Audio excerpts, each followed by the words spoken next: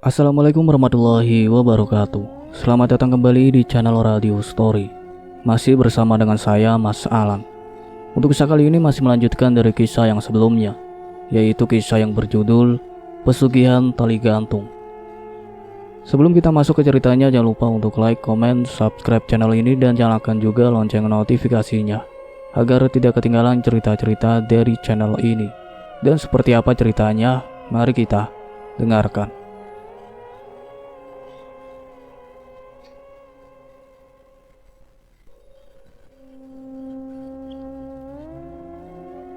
Sudah 1 jam kami duduk di pelataran masjid. Belum berani masuk ke dalam karena masih ada orang yang sedang kajian. "Pet, lu kagak bawa sarung gitu?" tanya aku. "Kagak punya, Bal," balasnya. "Harusnya tadi lu pakai celana panjang." "Lupa, Bal, kan tadi buru-buru banget." "Iya, paling lu bakal diliatin orang terus." "Udah dari tadi kalau itu." Aku bangkit. Kayaknya di dalam ada sarung deh. Kemudian berjalan masuk ke dalam masjid. Ada sebuah lemari kecil tempat menyimpan sarung dan mukena. Bergegas ku ambil sarung, lalu menyerahkannya pada Petra. "Nah, kalau gini kan gak bakal ada yang liatin," ucap Supri saat Petra memakai sarung. "Sip, tapi sampai kapan kita cuman duduk di sini?" saut Petra. "Sampai subuh," balasku. "Gak boleh di dalam gitu?" "Mesti tunggu yang lagi kajian selesai, paling sejam lagi." "Oke deh." Sekitar pukul 11 malam, masjid sudah mulai sepi. Kami pun berpindah tempat duduk di dalam. "Enak juga ya di dalam, adem," ucap Petra. "Emang," sautku seraya merebahkan diri. "Bal, gue tidur di pojok dong," pindah Petra, ingin tidur di dekat tembok. "Kagak ah, ini kan pertama kali gue masuk masjid, hargain dikit dong, Bal." Petra menarik tubuhku hingga berguling ke samping, lalu ia dengan cepat mengambil tempat tidurku. "Resek banget sih, Pet," ucapku dengan kesal. "Astaga, lu berdua cuma tempat tidur aja berebut," ucap Supri. "Tahu nih si Petra," sautku. "Lagian gak mungkin si Riana masuk ke dalam masjid, bisa meleleh ntar," ucap Supri. "Tuh, denger Pet." Petra pura-pura tak mendengar. "Kalau kayak begini terus, kosan bisa bener-bener sepi," ucap Supri. "Iya, kasian juga bapak kos. Apalagi katanya kalau arwah gentayangan itu bisa sampai 40 hari. Hah, lama amat. Sekarang aja baru hari ketiga, gua udah kayak gembel tidur di mana aja. Kayaknya kalau terornya terus berlanjut, gue juga gak bakal kuat, Bal." "Ya, jangan pindah dong, Pri. Gue baru perpanjang soalnya. Kita lihat aja nanti. Semoga aja habis pengajian Riana bisa cepat pergi." "Amin," saut Petra yang aku kira sudah tidur. "Lah, dari tadi lu dengerin?" tanya aku. "Iya, gue juga kalau gini terus mau pindah ke kosan temen aja." "Aduh, ntar kamar sebelah gue kosong dong." "Mau gimana lagi, Bal? Gue trauma lihat Riana. Tadi aja coba tidur, kebayang-bayang terus dia ngelantung di pohon. Gue juga gitu. Dah, mending sekarang paksain tidur," ucap Supri. Ajan subuh berkumandang, membangunkanku yang sedang terlelap. Ini kali pertama aku tidur dengan nyenyak setelah kematian Riana. Kulihat Supri sudah tidak ada di sampingku. "Pet, bangun," ucapku dengan pelan sambil mengoyangkan tubuhnya. "Pet, bangun."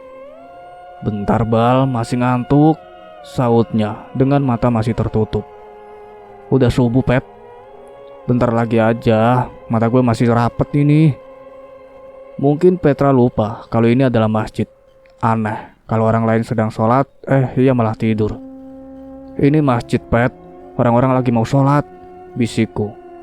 "Oh iya." Petra langsung membuka matanya.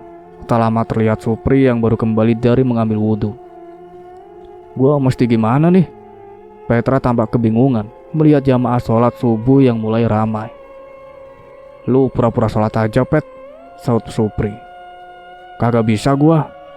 Ikutin aja gerakannya." "Oke deh." Aku dan Petra berjalan ke tempat wudhu, kemudian bergabung dengan jamaah lain untuk sholat subuh berjamaah. "Lu tadi baca apaan, Pet?" bisikku sambil berjalan keluar masjid. "Gak baca apa-apa, fokus liatin gerakan lu," balasnya. Supri pun tertawa. "Kenapa lu, Pri?" "Itu balikin kali sarungnya, mau lu pakai sampai kosan," saut Supri. "Oh iya." Petra melepaskan sarung, lalu menaruh di lemari kecil. Sebelum kembali ke kosan, kami memilih untuk sarapan di warteg dekat gerbang kampus. "Lu udah lihat grup WA kosan?" ucap Supri sembari menatap layar ponselnya. "Belum," sautku. "Emang ada apaan, Pri?" tanya Petra. "Daniar," balas Supri. Spontan aku berhenti makan. "Ada apa sama Daniar?" "Katanya semalam dia jatuh di tangga," jelas Supri. "Hah? Seriusan?" Petra tampak terkejut. "Iya, tuh lihat." Supri memperlihatkan foto Daniar yang sedang berbaring di atas tempat tidur dengan luka memar di dahi. "Benjolnya gede juga," ucap Petra. "Ngapain lu malah fokus ke sana?" omelku. Sorry, gagal fokus." "Kok bisa jatuh sih, Pri?" tanyaku. "Katanya sih pas lagi mau turun ada yang dorong dari belakang," balas Supri. "Siapa?" tanyaku dan Petra kompak. "Kayaknya Riana. Bukannya semalam dia gelantung di pohon," ucap Petra. "Ini kejadiannya sekitar jam 10 pas kita udah di masjid." "Mungkin gak sih ini ada hubungannya sama rencana pengajian?" Aku menduga Riana tidak senang dengan rencana itu, sehingga ia mengincar Daniar. "Kayaknya sih begitu, Bal," balas Supri. "Duh, jadi serem balik kosan. Apa malam ini kita tidur di masjid lagi aja?" saut Petra. "Gak bisa, Pet, soalnya bapak kos sudah bilang kalau pengajiannya dimajuin hari ini." "Baguslah, biar si Riana cepat pergi. Lagian tuh anak pas masih hidup baik-baik aja. Kenapa pas mati malah rusuh? Heran." "Dah, pada kelar kan makannya? Balik yuk, siapa tahu anak kosan butuh bantuan," ajakku. "Ayolah." Setibanya kami di kosan, terlihat Pak Karta sedang mengeluarkan kursi dari ruang tamu. "Butuh bantuan, Pak?" tanya Petra. "Udah selesai kok, De Petra," balasnya. Petra dan Supri masuk ke dalam, sementara aku masih berdiri di luar. Ada sesuatu yang ingin kutanyakan pada Pak Karta. Tentunya ini tentang Riana. "Pak, saya boleh tanya sesuatu?" Aku memulai percakapan. "Mau tanya apa, De Iqbal?" balasnya. "Bapak yang ngurus jenazah Riana kan?" "Iya." "Apa jenazah Riana dimandiin di kosan?" "Habis polisi datang, jenazah Riana langsung dibawa ke rumah sakit, jadi nggak dimandiin di sini," balasnya. "Apa De Iqbal cium bau kapur baru juga?" imbuhnya. "Iya, Pak." Ternyata Pak Karta mengerti arah pembicaraanku. "Berarti De Iqbal termasuk sensitif, bisa mencium bau orang yang meninggal nggak wajar. Bapak pernah lihat Riana?" "Hampir setiap malam Bapak lihat dia. Kadang ada di ruang tamu, dapur sama sekitar tangga. Malahan pernah juga Bapak lihat dia duduk di situ." Pak Karta menunjukkan kursi di sampingku. Spontan aku langsung berdiri. "Apa Riana bilang sesuatu?" tanya aku. "Dia cuma diam aja." "Kalau sama saya dia bilang sesuatu, Pak." "Bilang apa?" "Dia minta lepasin tali di lehernya." Pak Karta terdiam sejenak, seperti memikirkan sesuatu. Tali ya. Apa mungkin maksudnya tali yang ada di kamar dia?" "Emangnya talinya masih ada di kamar dia?" "Iya, masih ngegantung di kamar mandi." "Kenapa nggak dibuang?" "Soalnya dilarang sama polisi, katanya buat penyidikan kasus." "Boleh nggak dibuang sekarang, Pak?" "Bapak nggak berani, lebih baik tunggu polisi saja," Lagian kita nggak bisa sembarangan megang tali bekas orang bunuh diri. Kenapa emangnya, Pak? Soalnya bisa diikuti sama hantunya. Belum megang aja saya udah diikuti, Pak. Mungkin The Iqbal yang dipilih untuk ngelepasin talinya. Enggak deh, Pak, saya nggak berani. Petra muncul dari balik pintu. Bal, gue cariin ternyata di sini. Kenapa, Pet? Ditungguin tuh buat diskusi untuk acara ntar malam. Pak, saya ke dalam dulu. Ucapku pamit. Iya, Dek. Semoga pengajian nanti malam lancar. Amin. Aku pun berharap demikian. Semoga pengajian nanti malam berjalan lancar dan Riana segera menghilang dari kosan ini. Gua ke kamar bentar, Pet. Aku berjalan ke kamar. Ku buka pintu, lalu menyalakan lampu. Duduk sebentar di atas kasur, sembari memikirkan percakapanku dengan Pak Karta. Apa benar Riana yang memilihku untuk melepaskan tali itu? Jika aku lepaskan, apa ia akan langsung menghilang atau malah akan terus mengikutiku? Entahlah, aku lelah memikirkannya. Lagian ia yang melakukan tindakan itu, kenapa harus merepotkanku? Bergegas aku pergi mandi, sempat terdiam sebentar di depan kamar mandi, lalu membuka pintu.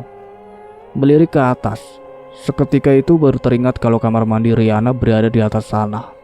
Tali itu pun masih menggantung di sana. Aku langsung merinding saat memikirkannya.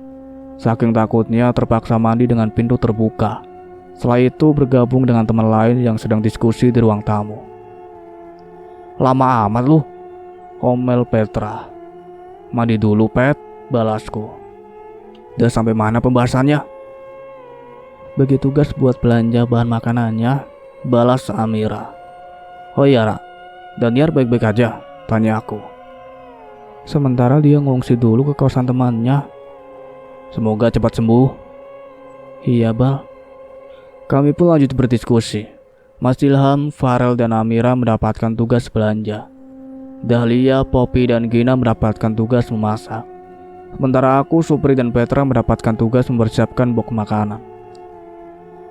Dari semua 18 orang penghuni kosan, kini hanya tersisa setengahnya. Mbak Cici dan Daniar dikabarkan tidak bisa datang. Mungkin mereka masih trauma dengan Riana. Sementara 6 orang lainnya ada yang pulang kampung, mengungsi ke kosan lain atau memutuskan untuk pindah. Aku berharap setelah pengajian ini kondisi kosan kembali seperti dulu, aman dan tentram tanpa gangguan, sehingga kami bisa kembali mengobrol sampai subuh di ruang tamu. Sekitar 1 jam kemudian, Mas Ilham, Farel, dan Amira sudah kembali ke kosan. Semua bahan makanan sudah diserahkan pada bagian dapur. Sementara aku, Petra, dan Supri mulai mempersiapkan box makanan. Kenapa nggak beli yang styrofoam aja sih? Keluh Petra sambil membentuk buku kardus. Sampah plastik, Pet, saut Supri. Habisnya ribet bener kudu stapler satu-satu. Dah kerjain aja, mumpung lagi libur kuliah. Padahal weekend gini paling enak nongkrong di kampus. Wifi-nya ngebut tuh. Bal, lu diem aja, tegur Supri. Tahu tuh dari tadi diem doang. Lagi mikirin apa sih? Timbal Petra. Kagak mikirin apa-apa, lagi fokus aja, sautku. Lebay amat, cuma motongin kertas nasi aja sampai fokus banget. Sekitar pukul 1 siang, makanan sudah siap. Rencananya pengajian akan digelar sehabis maghrib. Aku pun kembali ke kamar untuk rebahan di atas kasur. Baru sebentar sudah dibawa ke alam mimpi. Mimpi di sebuah ruangan kosong. Ada kursi yang tergeletak di bagian tengah ruangan. Tepat di atas kursi itu, terlihat sebuah tali yang menggantung dengan bagian ujung yang membentuk lingkaran. Persis tali yang biasa digunakan oleh orang yang gantung diri. Mataku tertuju pada tali itu yang kini mulai bergerak perlahan. Kiri, kanan. Perlahan aku melangkah maju, menegakkan kursi yang tadi tergeletak, lalu naik ke atasnya. Kini tali itu berada tepat di hadapanku. Kurai lalu memasukkannya ke leher. Tendang kursinya, Bal, bisik suara halus di telinga. Ku tendang kursi. Seketika itu leherku tercekik. Aku meronda-ronda, meminta pertolongan. tapi tak ada seorang pun datang. Dada ini sangat sesak, disertai rasa sakit di leher. Bal, Iqbal, panggil suara seseorang. Bal, bangun. Sontak aku terbangun dari tidur, sembari menarik napas panjang. Bal, ternyata itu suara Petra yang memanggilku sembari menggedor-gedor pintu. Ingin menyaut panggilannya, tapi tenggorokan ini terasa sakit. Petra mengetuk kaca jendela sambil menengok ke dalam. Woi, buka! Teriaknya.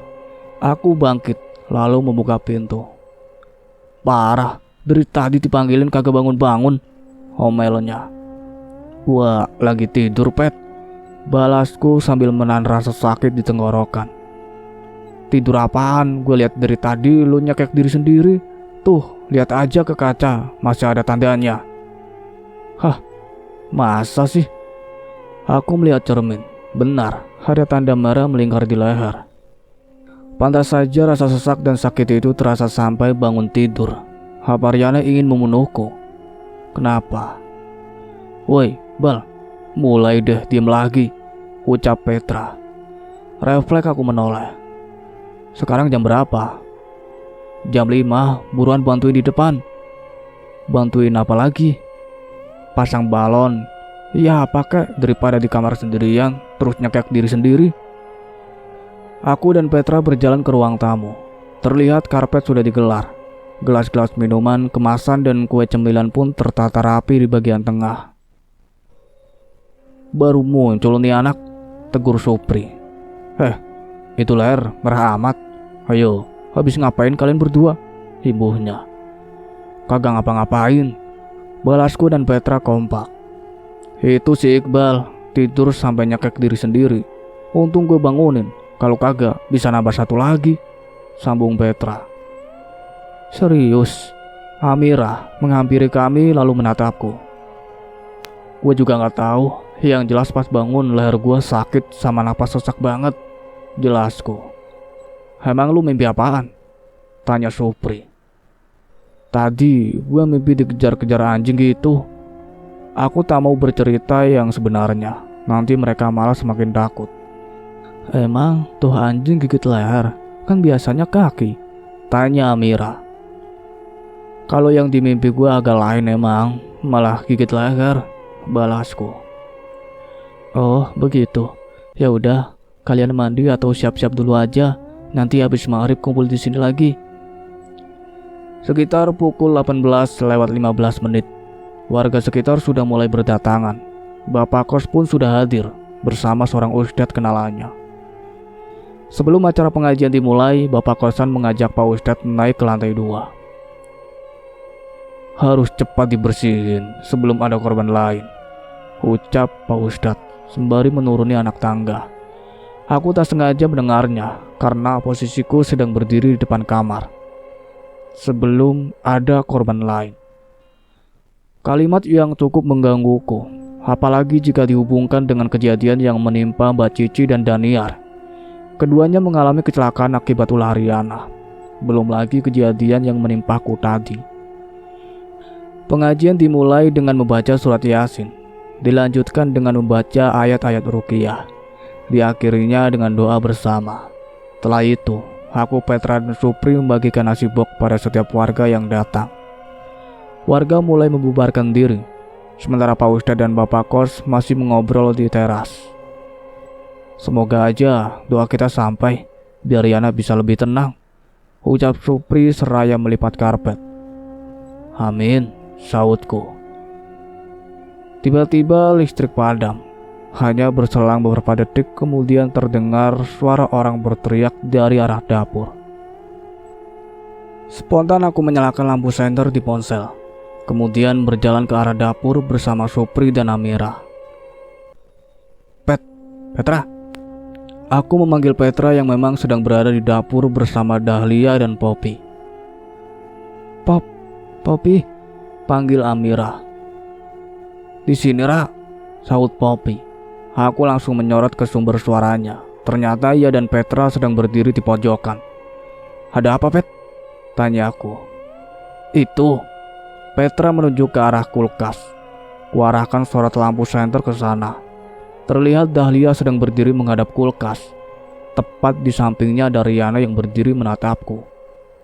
Aku dan Supri kompak berteriak, kemudian bergabung dengan yang lain di pojokan.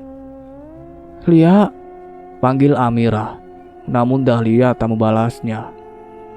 "Itu sih Dahlia ngapain berdiri di sana?" tanyaku. "Gak tahu, pas mati lampu dia diem doang, kayak jadi patung," balas Petra. "Duh, gimana dong ini?" ucap Amira dengan panik. Kembali kuarahkan sorot area dekat kulkas. Kami berteriak lagi, ternyata Riana masih berdiri di sana. "Lu jangan senter ke sana, Bal," omel Petra. Lampu menyala. Kulihat ke arah kulkas, Riana sudah tidak ada di sana. Selang beberapa detik kemudian, tubuh Dahlia terlihat lemas dan seperti akan roboh. Beruntung Supri begitu sigap menangkap tubuh Dahlia sebelum jatuh ke lantai. Bapak kos dan Pak Ustadz menghampiri kami. "Ada apa?" tanya Bapak kos. "Riana, Pak," balas Petra. Bapak kos melirik Pak Ustadz. "Kayaknya harus cepat-cepat dibersihin," ucap Pak Ustadz seraya mendekati Supri yang memegangi tubuh Dahlia. Pak Ustadz mengusap kepala Dahlia sambil merapal doa. Tak lama Dahlia tersadar, berteriak histeris sambil menangis. Pak Ustadz mencoba menenangkannya, lalu meminta Supri untuk mengambil segelas air. Setelah meminum air, Dahlia sudah agak tenang, namun tangannya masih gemetar. Bapak kos meminta kami kembali ke kamar masing-masing. Aku dan Petra memilih untuk pergi ke kamar Supri. Sementara Amira dan Poppy mengantar Dahlia ke kamarnya. Terdengar suara langkah kaki mendekat. Saat ku sedang mengobrol di kamar Supri, tak lama Mas Ilham dan Gali muncul. "Ada apaan tadi?" tanyanya. Saat kejadian Mas Ilham, Gali, dan Farel sedang berada di kamar, sehingga tak tahu kegalauan yang terjadi di dapur. "Riana, Mas," sautku. "Kenapa lagi dia? Nambakin diri di dapur pas lampu mati. Semakin menjadi-jadi aja dia." "Iya, Mas. Kasihan Dahlia tadi ambek shock berat gitu." "Terus kata Bapak kos gimana? Kita disuruh ke kamar dulu. Semoga aja Bapak kos sama Pak Ustadz bisa ngusir dia. Capek kalau harus di dalam kamar terus pas malam," ucap Mas Ilham. "Iya, gue jadi males balik kosan," timpal Gali. "Pantesan 3 hari ini lu jarang kelihatan, Lih," ucap Petra. "Ya, gue lagi sering di kampus sampai malam. Sekarang ada di kosan, cuman gara-gara acara pengajian. Pengennya dia hilang, malah muncul. Kan jadi makin males lagi ke kosan." Mas Ilham dan Gali kembali ke kamarnya. Tiba-tiba perut ini keroncongan. "Pri, lu lapar gak?" tanya aku. "Lumayan," sautnya. "Di dapur masih ada makanan tuh," timbal Petra yang sedang tiduran di atas kasur. "Kagak berani gua," sautku. "Ntar pas lagi ngambil ayam, tiba-tiba ada yang muncul di belakang." "Kan masih ada Bapak kos sama Pak Ustadz," balas Petra. "Kalau udah pulang gimana?" "Ya berarti lu sendirian. Apa mau gua temenin? Gua juga lumayan lapar nih. Repot kan kalau tengah malam lapar. Mana sanggup pergi ke dapur." "Ayo." Aku langsung berdiri dengan semangat. "Yuk, Pri." Kami pun berjalan ke dapur. Saat akan melewati ruang tamu, terlihat Pak Ustadz, Bapak kos, dan Pak Karta masih mengobrol di teras. Bergegas kami berbelok ke ruang tamu, lalu menuju dapur. "Ambil agak banyak, Bal," ucap Petra yang sedang mengambil air es di kulkas, sedangkan aku menaruh potongan ayam goreng di atas piring. "Pri, bawa aja magisternya ke kamar daripada repot," ucap Petra. "Ntar kalau yang lain mau makan gimana?" "Kagak mungkin ada yang berani ke dapur, santai aja." "Enggak ah, ntar gua dituduh maling magic jar." "Semalam doang." "No." Supri tetap menyendok nasi ke mangkuk besar. "Udah?" tanya Petra. "Udah," sautku. Kami pun berjalan ke kamar. Namun saat akan berbelok ke ruang tamu, tak sengaja berpapasan dengan. Kami berteriak kompak, hingga aku nyaris menjatuhkan piring berisi ayam goreng. "Ah, Pak Karta, ngagetin aja," protesku. "Di Iqbal, tadi saya cariin di kamarnya gak ada. Ternyata lagi di dapur," balasnya. "Emang ada apa ya, Pak?" Tanya aku bingung. "Bapak kos sama Pak Ustadz mau ngobrol sebentar." Aku menyerahkan piring pada Petra. "Awas, jangan makan duluan," pesanku, lalu pergi bersama Pak Karta ke teras. Banyak pertanyaan yang diajukan Bapak kos dan Pak Ustadz. Semuanya tentang Riana. "Kalau benar berarti masalahnya ada di tali itu," ucap Pak Ustadz. "Iya, Tat. Tapi kita nggak bisa ngapa-ngapain. Soalnya itu udah ranah polisi. Dan udah dikasih garis kuning juga," balas Bapak kos. "Rencananya kapan polisi mau oleh TKP? Biasanya kan cepet. Ini udah 4 hari masih belum juga. Katanya sih hari Senin, Tat." "Berarti lusa. Ana cuman khawatir aja kalau bakal ada korban lain. Apalagi De Iqbal bilang kalau udah ada 2 orang yang dibikin hampir celaka." Tak ada yang bisa dilakukan Bapak kos. Harapan terakhir untuk membuang tali itu adalah polisi. Aku sangat khawatir kalau Riana akan mencelakai salah satu dari kami sebelum polisi datang. "Lama amat," protes Petra saat ku kembali ke kamar. "Iya, padahal perut gua udah keroncongan," balasku seraya duduk di lantai, bergabung bersama Petra dan Supri. "Hampir aja kita makan duluan," ucap Supri sembari mengambil ayam goreng. "Sambelnya mana?" tanyaku sambil mencari keberadaan sambal. "Astaga, lupa," saut Petra. "Ya, gak nampol kalau gak pakai sambal." "Terus gimana dong?" "Ambil apet, kan itu tugas lo. Lu tahu sendiri di dapur lagi horor-horornya. Ada Pak Ustadz sama Bapak kos kok lagi ngobrol di depan." "Yakin? Kalau iya, mending lu temenin gua." "Nah, bener tuh, sono Bal," saut Supri. Oke deh. Aku dan Petra pergi ke dapur. Kayaknya Bapak kos udah balik deh. Aku agak curiga karena suasana di ujung lorong agak gelap. Tuh kan, untung gua gak ambil sendiri. Benar saja. Saat tiba di ujung lorong, terlihat pintu depan sudah tertutup. Lampu ruang tamu pun gelap. "Mending gak usah makan pakai sambal, Bal," ucap Petra seraya menghentikan langkah. "Ide bagus. Kali ini aku setuju, karena hawanya sudah tak enak." Kami pun berbalik badan, kembali ke kamar. Namun dari kejauhan terlihat ada Riana sedang berdiri di depan kamarku, setengah melayang dengan kepalanya yang miring. Tiba-tiba lampu lorong mati, kemudian menyala lagi. Namun Riana sudah menghilang. "Bal, dia ngilang," bisik Petra sembari memegang tanganku. "Iya," balasku. Belum sempat melangkah, tiba-tiba tercium aroma anyir bercampur busuk diikuti hawa dingin di belakang leher. "Bal," bisik Riana tepat di belakangku. Aku berteriak, lalu lari sekencang mungkin. "Bal!" teriak Petra di belakang. Aku menoleh. Ternyata Petra masih tertinggal di belakang. Tepat di sampingnya ada Riana. "Lari, Pet!" teriakku. "Kagak bisa, tangan gua!" Terlihat Riana sedang memegang tangan Petra. Aku berlari ke kamar Supri untuk meminta bantuan. "Woi, jangan tinggalin gua!" teriak Petra.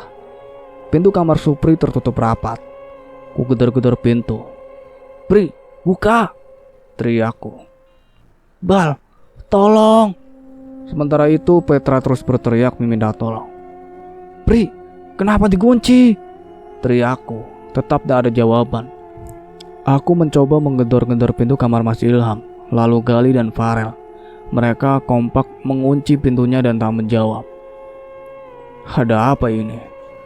"Bal, tolong! Ah!" Sontak aku menoleh pada Petra. Sepertinya Riana sudah pergi. Namun ada sebuah tali yang mengikat leher Petra. Tali itu perlahan naik, sehingga Petra mulai kehilangan pijakan. Ia tampak panik, berusaha melepas tali itu. Wajahnya pun mulai memerah. "Petra!" teriakku, seraya berlari menghampirinya, kemudian memeluk kakinya dengan erat. "Tahan, Pet! Tolong!" teriakku. "Bal!" terdengar suara Petra, tapi arahnya dari belakang. Aku menoleh, tak ada siapa-siapa. Saat kembali melihat ke depan, terlihat kaki Petra berubah menjadi pucat dengan kuku membiru. Urat-urat di kakinya pun menghitam. Sepertinya ini bukan kaki. Perlahan aku mengadah. "Wah!" teriakku, terkejut hingga terjungkal, karena itu bukan Petra melainkan Riana. "Bal," ucap Riana, seraya mengulurkan tangannya, kemudian diikuti gerakan mengayun ke depan dan belakang. "Bal, tolong lepasin," rintihnya. Aku menutup wajah dengan kedua telapak tangan. "Jangan ganggu gua terus," teriakku. Tak lama terasa sebuah sentuhan di pundak. "Gua ada salah apa sama lu?" Bal, sadar!" terdengar suara Petra. Perlahan aku merenggangkan jemari, mengintip dari sela-selanya. Wajah Petra berada di hadapan. Kaget, aku sampai tak sengaja memukulnya. "Au!" Petra kesakitan. "Kenapa sih lu?" ucapnya kesal. Sorry Pet, gue pikir sih udah gak ada, buruan balik ke kamar." Petra menarik tanganku kembali ke kamar. "Loh, sambalnya mana?" tanya Supri saat kami masuk kamar. "Gak jadi Pri, keburu ada si Entu," saut Petra seraya duduk di lantai, sementara aku langsung menutup pintu. "Dia nampakin diri lagi. Tadi muncul di depan kamar si Iqbal, terus gak lama hilang." Aku duduk di lantai. "Bal, lu dari tadi diem aja," tegur Supri. "Tahu tuh anak, orang si Entu udah hilang, dia malah berdiri kaku gitu sambil nutupin muka. Mana muka gue ikutan dikebuk lagi," balas Petra. Sepertinya hanya aku saja yang melihat kejadian mengerikan tadi. "Bal, jangan ngelamun," Supri menepuk pahaku. "Hei," sautku. "Lu lagi mikirin apa sih dari tadi?" "Gak mikirin apa-apa, gue cuma shock aja gara-gara lihat Riana. Makanya badan langsung kaku. Aku tak mau menceritakan yang sebenarnya." Malah disebut namanya. Ntar kalau datang lagi gimana?" omel Petra. "Oh iya, sorry keceplosan. Udah gak usah dibahas, yuk makan. Gue ada lapar," ucap Supri sembari mengambil ayam goreng. Baru jam 10 malam, tapi suasana kosan sudah sangat sepi. Tak terdengar suara pintu yang terbuka atau langkah kaki di lorong. Sepertinya semua memilih untuk tetap di kamar sampai pagi, sama dengan yang sedang kami lakukan. "Bosen nih," keluh Petra yang sedari tadi rebahan di atas kasur. "Pri, di laptop lu gak ada film bagus gitu?" "Kagak ada Pet," saut Supri yang sedang menonton anime. "Isinya pasti anime semua."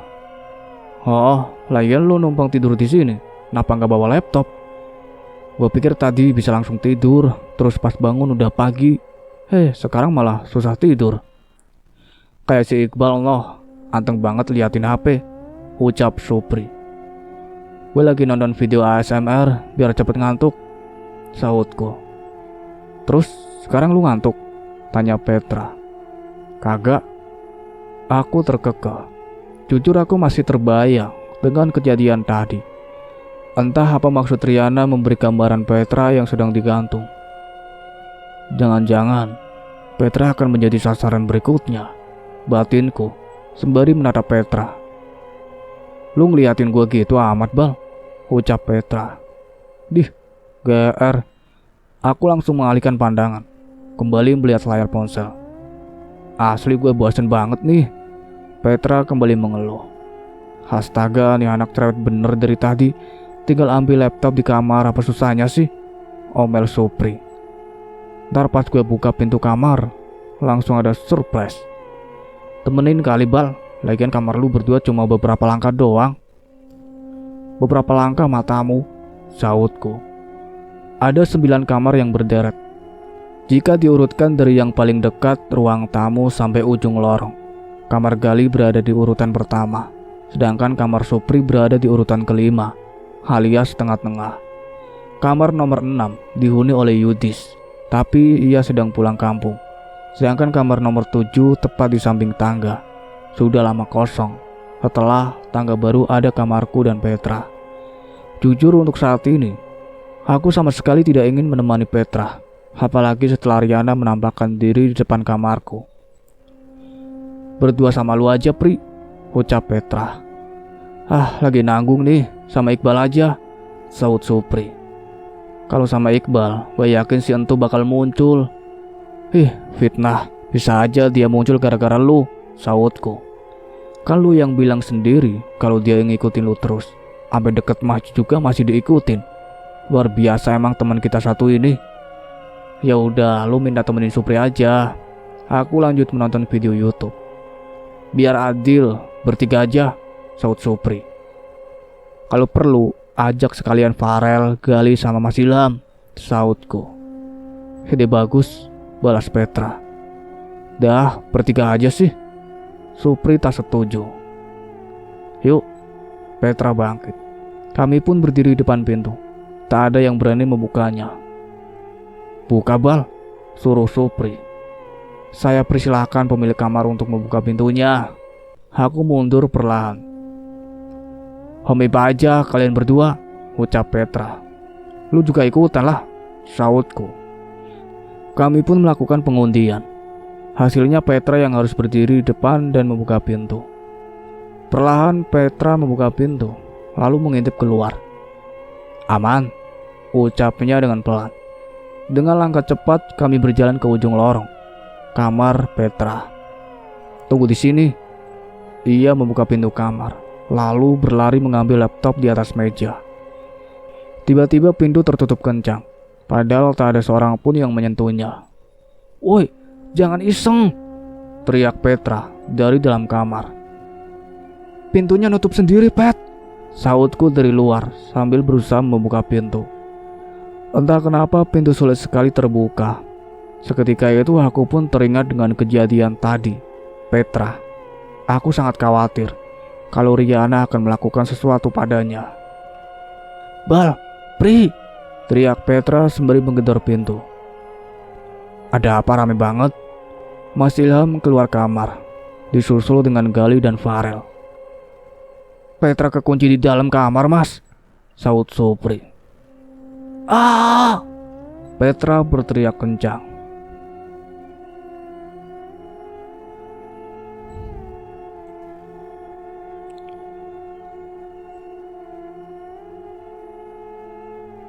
Cukup sekian ceritanya sampai di sini. Nantikan kelanjutan ceritanya. Saya akhiri. Wassalamualaikum warahmatullahi wabarakatuh.